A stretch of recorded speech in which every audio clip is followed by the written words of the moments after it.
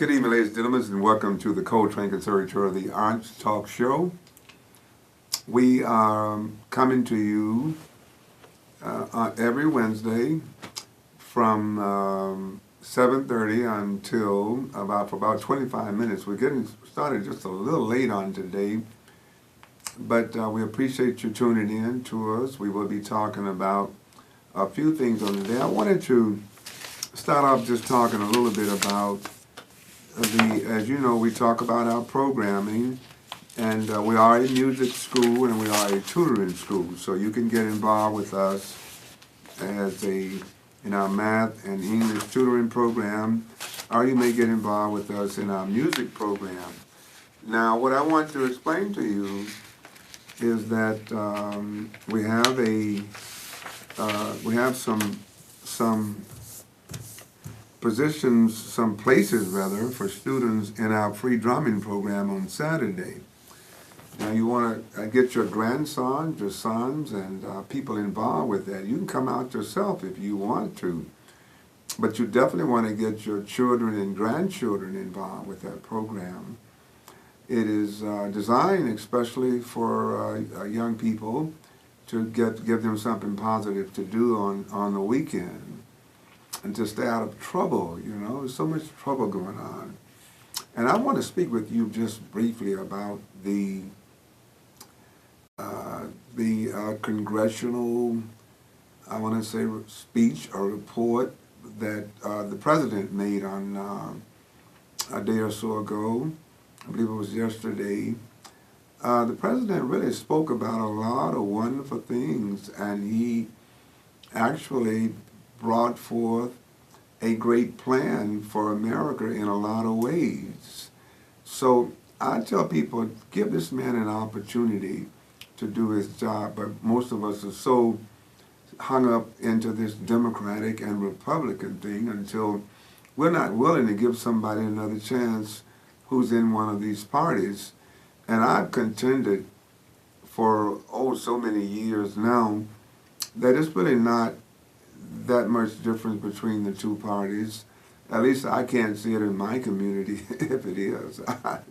When I saw the same thing when George Bush was in office, the second George Bush, that I saw when President Obama was in office.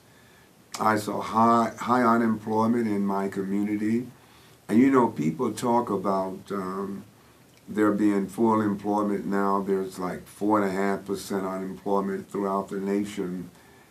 And what they're really not considering is that many of Americans in certain races and communities have a lot more unemployment than that. And sometimes I think there's as much as 30 or 40% unemployment in certain communities. In the African American communities, and there's high unemployment in other communities also. But all the presidents parade before cameras, and they say, at least all the ones up to this point, they say that it's like full employment, you got 4.5% unemployment, and everybody is working and having a good time. And when you drive up and down the street in some of these communities, especially in the African American communities, you see so many people just standing around, and you know they're not working, you know. So I really wish that these numbers would reflect what's going on in our communities. In other words, I wish that there would be an unemployment rate for the African American community, for the Hispanic community, for the Caucasian community. I wish they would do it like that. And that way it would be more reflective of the actual unemployment rate. So this man talked about bringing jobs back to this country. And you know something? I worked for an American company in Germany for a year and a half, and this was back in the late '80s, And I remember talking to a German citizen, and he told me he liked the Impala. We were standing next to a nice Apollo Chevrolet made here in America. And I said, well, why don't you get you one? He said, listen, that car would cost me twice what it costs in America here in Germany. In other words, that car was going to cost him some big, big bucks because the Germans put so many tariffs on imports until he couldn't afford it. And all of these countries are doing that. I mean, they are putting all kind of taxes and customs and taxes and stuff on these products that are made in foreign countries, especially here in America. And Trump said something last night that I really feel real good about. He said, yeah, we all believe in free trade, but we also believe in fair trade. And trust me when I tell you, these foreign countries got so many blockades. And I remember buying something from China about 3 or 4 years ago. It was a big item, might say big ticket item, several $1,000s. And I remember it was some equipment, and I remember when they shipped it, they had the incorrect price. Although I had paid the correct price, the invoice had an incorrect price on it. It was far less than what I had paid for it. And I kind of thought about that. I called the company up, and they said, well, that's just the way they do it. But it was not all that difficult to surmise that what they were doing, they had sent to me an invoice that was lower than the actual ticket or the price of the item so that they wouldn't have to pay as much taxes. You know, they wouldn't be charged as much for shipping it into this country. And I looked at that and I said, these people must be getting away with that. And it really appears as though people here and these politicians are almost afraid of the Chinese, you know. I mean, if you see the way that they do business with them. So this man is standing up saying, oh, okay, we are going to get some of these, and good golly, all of these, every time I buy something, I'm looking at it to see where it's from, because so very little is made in America. And all my shirts, my sweaters, if I buy some sort of device, I'm looking to see where is this thing from? Where was it made, rather? And, you know, like I said, just about everything is made somewhere else.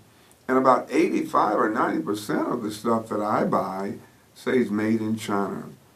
We got to reverse this, folks. And when you hear a president talking about reversing it, because all of those jobs coming back to America, trust me, our people are going to be in line to get some of them. And listen, whatever amount that might be, it's more than what we have. Because unemployment is actually contributing to a lot of things in the black community. Okay? Now, I don't know about some of the other communities, but I do know about this one because I live in it. And when you consider that if people had jobs, they could feed themselves, they could pay their rent, they could pay their mortgage note, they could pay their car note, they could clothe their children, they could buy food, pay their insurance bills and their credit cards off.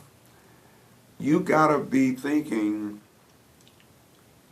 if they don't have jobs and they still have all these responsibilities, they gotta get money from somewhere.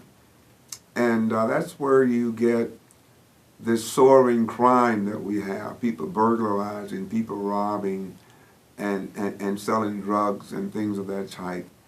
So this job thing is directly related to so many ills in the black community.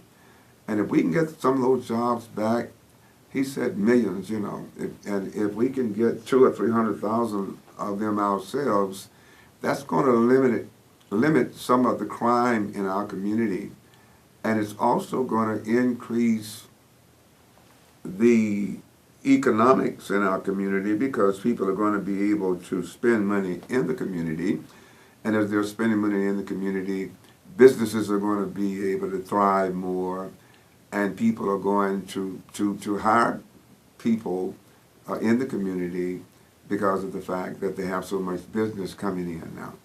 So I thought I would mention that, and he mentioned a lot of other things, and he mentioned violence in this community in Chicago, and about 95% of that violence is in the black community.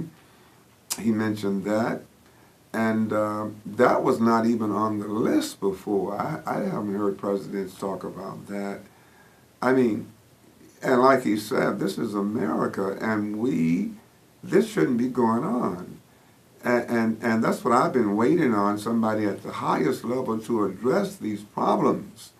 And I mean that some of the people who are suffering the most need these problems solved, because they have children, you know, they have mothers and fathers and grandmothers and grandfathers, and all of this is important. You know, I mean, what kind of America is this that we got, where we got all of these, some people living very nicely, a lot of people living very nicely, but a lot of people who are suffering and barely can make it from one day to the next. And that's where all this crime is coming from, you know. So we need to really get rid of this. And those people, you know, it's so easy for people who are able to pay their bills to talk down on other people and say, well, they should do this, they should do that. And if you talk to some of these people who are struggling, they have had a hard life, and they haven't been raised up like a lot of people. They haven't had the opportunity to get an education. I mean, if you are homeless, and there are a lot of people like that, at 16 or 17 years old, you know, they said, well, you should go to school. Come on, you know.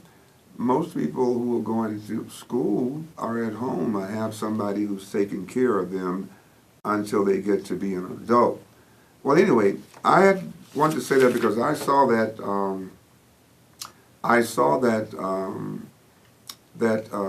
speech that the president gave, and I was very impressed with it. And I'm not a Republican. I'm not a Democrat. I'm an independent. I'm one of those people that say, okay, I'm not voting for your party. I'm going to vote for the person. I'm one of those people, and I've been like that for a long time. Voting for a party, come on, I got to vote for this individual, and if this individual does not meet my standards, I don't care what party they're in, I'm not going to vote for them. And I really believe that everybody should vote like that, if you want to know the truth. Okay, now let's talk about the programs that we have here at the school. You can see that right there. That's our free drum program that we have every Saturday. It starts at 10:30. It stops at 12 o'clock, okay? And I'd like for you to get involved with that program. We have some slots open. We have some drums. We have some people who are teaching, and you need to be involved with it. This is a free program. You don't have to spend one dime. All you have to do is show up. And if you show up, you're going to learn how to play the drums. You can have fun doing it and learn something at the same time. So, we want to see you over there on Saturday. Now, we're located at 6353 South Cottage Grove, okay?